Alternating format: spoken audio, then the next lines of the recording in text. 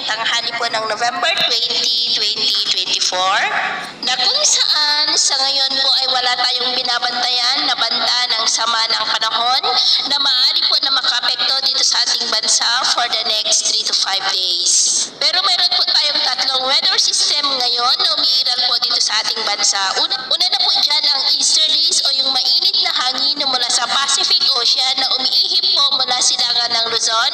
Visayas at Mindanao. At ang amihan na umiihip po lalo na dyan sa may extreme northern Luzon. At meron pong shear line o yung lugar kung saan nagtatagpo ang malamig na amihan at easterlies na nanandyan po ngayon sa northeastern part ng Cagayan. At sa ating pong long range forecast ay consistent pa rin naman po na walang bagyo na namamataan na tatawid po dito sa ating kalupaan hanggang po sa matapos ang buwan na ito ay posibleng storm free po tayo.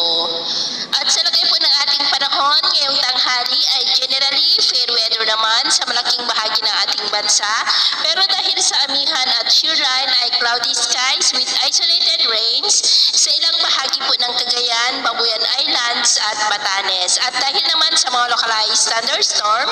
dulot ng easterlies ay cloudy skies with isolated rains sa ilang bahagi ng Quezon, northern part ng Camarines Norte at Camarines Sur, Catanduanes, Calapan, Palawan, Aklan, Capiz, Cadiz, Leyte, Eastern Samar at Dinagat Island. At sa susunod po ng mga oras,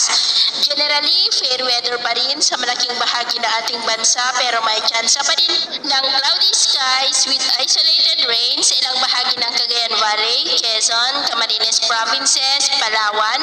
Aklan, Leyte, Dinagat Island at Zamboanga Peninsula, kaya mag-ingat pa rin po tayo.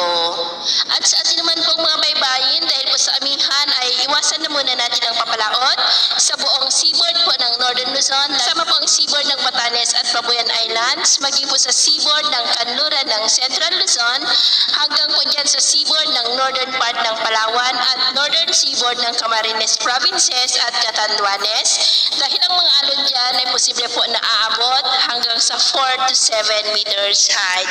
Kaya hanggat maaari ay iwasan na muna natin ang papalaot dyan sa mga may kulay pula para po mas makaiwas sa mga sakunang